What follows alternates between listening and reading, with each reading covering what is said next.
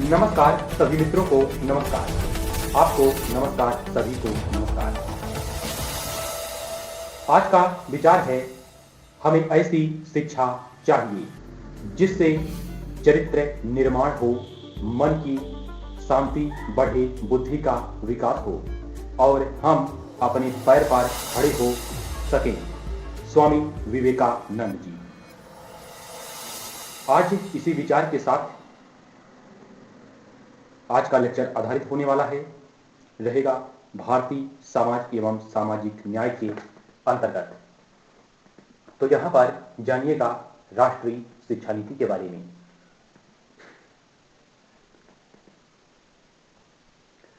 राष्ट्रीय शिक्षा नीति 2020, ये जो पॉलिसी है, इंटरनेशनल एजुकेशन पॉलिसी 2020। तो यहाँ पे राष्ट्रीय शिक्षा नीति 2020 के बारे में, इसका उद्देश्य, इसकी विशेषता, इसकी परिभाषा, वर्णन बताया जाएगा। यहाँ पे सबसे पहले बात करते हैं नई शिक्षा नीति की आवश्यकता।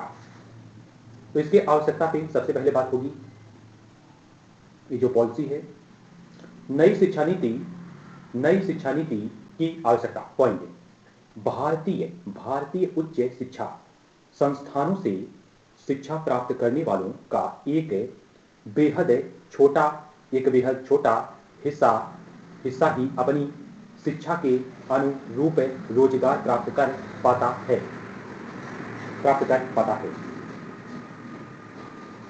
इसका तात्पर्य है कि हमारी शिक्षा प्रणाली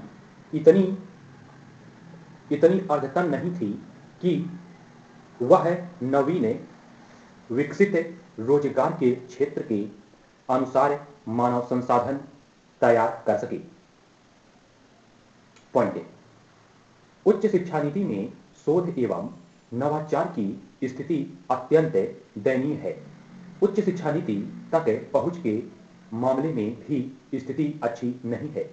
जटिल संरचना तथा पर्याप्त एवं गुणवत्ता युक्त शिक्षण संस्थानों की कमी इसका एक बड़ा कारण है। भारत उन देशों में शामिल है जहां कार्यशील जनसंख्या सर्वाधिक तेजी से बढ़ रही है, जो आर्थिक समृद्धि के अवसरों को तीव्र करती है। 2047 तक भारत की जनांकीय समृद्धि अपनी चरम पर होगी, जिसके समग्र लाभ के लिए भारत को युवाओं की शिक्षा पर विशेष रूप से निवेश करना होगा। इसके लिए एक बेहतर अद्यतन शिक्षा नीति की आवश्यकता थी। बदलते वैश्विक परिदृश्य में ज्ञान आधारित अर्थव्यवस्था की आवश्यकताओं की पूर्ति करने के लिए मौजूदा शिक्षा प्रणाली में परिवर्तन की आवश्यकता थी। पॉइंट, भारतीय शिक्षण व्यवस्था की वैश्विक स्तर पर पहुंच सुनिश्चित करने के लिए शिक्षा नीति में परिवर्तन की आवश्यकता थी। ऐसे में बदलते नए भारत के लिए निश्चित ही यह जरूरी था कि हम अपनी शिक्षा व्यवस्था में वैश्विक मानकों के अनुसार जरूरी परिवर्तन की नीति निर्धारित करें। इसी दिशा में नई राष्ट्रीय शिक्षा नीति 2020 से अस्तित्व में आई। तो यहाँ पे बताया गया नई शिक्षा नीति, जो ये नई शिक्षा नीति है 2020 की, नई शिक्षा नीति की आवश्यकता के बारे में। अब यहीं पे इस शिक्षा नीति के प्रमुख बिंदु की बात करेंगे, मोर पॉइंट। तो यहाँ पे मेन पॉइंट की बात होगी। देखिए, प्रमुख बिंदु, नई शिक्षा नीति जो है, नई राष्ट्रीय शिक्षा नीति ने 34 वर्ष पुरानी राष्ट्रीय शिक्षा नीति 1986 अर्थात 1986 को प्रतिस्थापित किया है, जो ये शिक्षा नीति है 2020 की। नई शिक्षा नीति के निर्माण के लिए वर्ष 2017 में पूर्व इसरो प्रमुख डॉक्टर के कस्तूरीरंगन की अध्यक्षता में एक समिति का गठन किया गया था। तो कब? 2017 में पूर्व इसरो प्रमुख डॉक्टर के कस्तूरीरंगन की अध्यक्षता में एक समिति का गठन किया गया था। इस समिति ने वर्ष 2019 में राष्ट्रीय शिक्षा नीति का मसौदा प्रस्तुत किया था। 2019 में प्रस्तुत किया। विदित है कि राष्ट्रीय शिक्षा नीति 2020 को तैयार करने के लिए एक बड़ी परामर्श क्रिया आयोजित की गई थी, जिसमें देश के विभिन्न वर्गों से रचनात्मक सुझाव मांगे गए थे। प्राप्त सुझावों और विभिन्न शिक्षाविदों के अनुभव तथा इनके कस्तूरीरंगन समिति की सिफारिशों के आधार पर नई राष्ट्रीय नीति का निर्माण किया गया। पॉइंट: शिक्षा नीति तक सभी की आसान पहुंच और समता और गुणवत्ता और वहनीयता और जवाबदेहिता के आधारभूत स्तर यहाँ पे स्तंभों पर निर्मित यह नई शिक्षा नीति, तो यहाँ पे यह जो नई शिक्षा नीति है सतत विकास के लिए एजेंडा 2030 के अनुकूल है। इसका उद्देश्य 2031 का उद्देश्य जो है 21वीं शताब्दी की आवश्यकताओं के अनुकूल स्कूल और कॉलेज की शिक्षा को अधिक समग्र और लचीला बनाते हुए भारत को एक ज्ञान आधारित जीवंत समाज और वैश्विक महाशक्ति में बदलकर प्रत्येक छात्र में निहित अद्वितीय क्षमताओं को सामने लाना है। पॉइंट: नई शिक्षा नीति के तहत केंद्र व राज्य सरकार के सहयोग से शिक्षा क्षेत्र पर देश की जीडीपी के 6% व्यय का लक्ष्य रखा गया है। इसके अंतर्गत ही मानव संसाधन विकास मंत्रालय का नाम परिवर्तित करके शिक्षा मंत्रालय कर दिया गया है। तो यहाँ पे राष्ट्रीय नई शिक्षा नीति जो है 2020 का इसका प्रमुख बिंदु यहाँ पे बताया गया। अब इसी नीति का प्रमुख विशेषताएं जानिए, इसकी मुख्य विशेषता। तो इसकी विशेषता की बात होगी।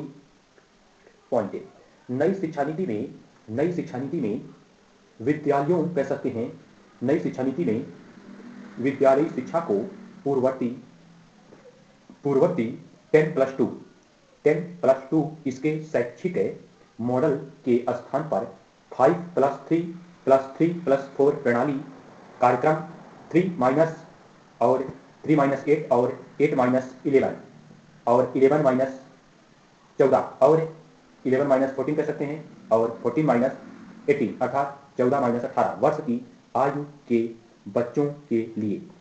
तो यहाँ पे मैं आपको एक बार फिर से इतना बता देता हूँ। जैसे देखिए, नई शिक्षा नीति में विद्यालयी शिक्षा को पूर्ववर्ती अर्थात 10+2 इसके शैक्षिक मॉडल के स्थान पर 5+3+3+4 प्रणाली, इस प्रणाली के आधार पर विभाजित किया गया है। जैसा कि यहाँ समझ सकते हैं, क्रमशः 3 से 8, 8 से 11, 11 से 14 और 14 से 18 वर्ष की आयु के बच्चों के लिए। आगे ध्यान दीजिए पॉइंट। तो यहाँ पे भाषाई विविधता और भाषाई संरक्षण को बढ़ावा देते हुए नीति में कक्षा 5 तक क्लास 5 कह सकते हैं इन तक की शिक्षा में मातृभाषा स्थानीय या कहीं क्षेत्रीय भाषा को अध्यापन के माध्यम के रूप में अपनाने पर बल दिया गया है। साथ ही मातृभाषा को कक्षा 8 क्लास 8 कह सकते हैं और आगे की शिक्षा के लिए प्राथमिकता देने का सुझाव दिया गया है। यद्यपि यहाँ पे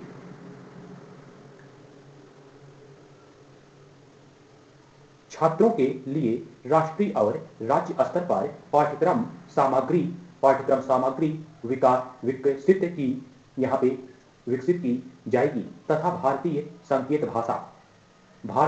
संकेत भाषा को पूरे देश में मानकीकृत किया जाएगा। पॉइंट: नीति में एक ऐसे पाठ्यक्रम और अध्यापन प्रणाली विधि के विकास पर बल दिया गया है जिसके तहत पाठ्यक्रम के बोझ को कम करते हुए छात्रों में 21वीं सदी के कौशल के विकास और अनुभव आधारित शिक्षण और तार्किक चिंतन को प्रोत्साहित करने पर विशेष ध्यान दिया गया है।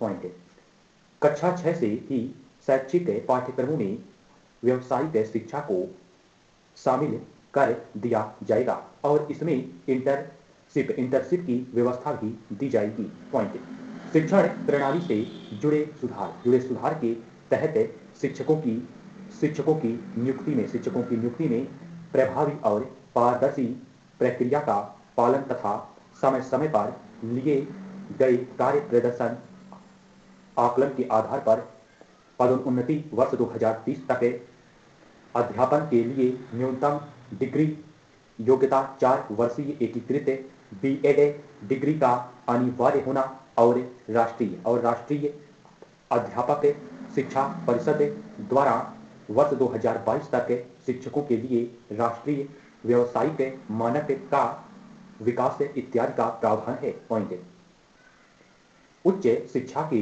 अंतर्गत उच्च शिक्षण संस्थानों में एकल नामांकन अनुपात को 26.3% से बढ़ाकर 50% तक करने का लक्ष्य रखा गया है। स्नातक पाठ्यक्रम में महत्वपूर्ण सुधार करते हुए 3 या 4 वर्ष के स्नातक कार्यक्रम में छात्र कई स्तरों पर पाठ्यक्रमों को छोड़ सकेंगे और उन्हें उसी के अनुरूप डिग्री या प्रमाण पत्र दिया जाएगा। जैसे एक वर्ष के बाद सर्टिफिकेट, 2 वर्षों के बाद एडवांस डिप्लोमा और 3 वर्षों के बाद स्नातक की डिग्री तथा 4 वर्षों के बाद शोध के साथ स्नातक। पॉइंट, विभिन्न उच्च शिक्षण संस्थानों से प्राप्त अंकों या क्रेडिट को डिजिटल रूप से सुरक्षित रखने के लिए एक एकेडमिक बैंक ऑफ क्रेडिट दिया जाएगा, जिससे अलग अलग संस्थानों में छात्रों के प्रदर्शन के आधार पर डिग्री दी जाएगी। पॉइंट, देश में आईआईटी और आईआईएम के समकक्ष वैश्विक मानकों के बहुविषयक शिक्षा एवं अनुसंधान विश्वविद्यालय की स्थापना की जाएगी। पॉइंट, चिकित्सा एवं कानूनी शिक्षा को छोड़कर पूरे उच्च शिक्षा क्षेत्र के लिए एक एकल निकाय के रूप में भारतीय उच्च शिक्षा आयोग का गठन किया जाएगा। तो यहाँ पे नई शिक्षा नीति की विशेषता बताया गया और बताया गया प्रमुख बिंदु, और सबसे पहले नई शिक्षा नीति की आवश्यकता के बारे में बताया गया। तो यह रहा इसका पूरा विवरण जो मेन पॉइंटों में आपको बताया गया है। इंटरनेशनल एजुकेशन पॉलिसी 2020, तो यहाँ पर राष्ट्रीय शिक्षा नीति 2020 के बारे में महत्वपूर्ण जानकारी उपलब्ध कराई गई। इसी अध्ययन के साथ आज का लेक्चर कवर होता है। तब तक के लिए अपने इस भारतीय सत्य स्वतंत्र नागरिक राघवेंद्र को इजाजत दीजिए। मिलेंगे अगले वीडियो में। जय हिंद, जय भारत।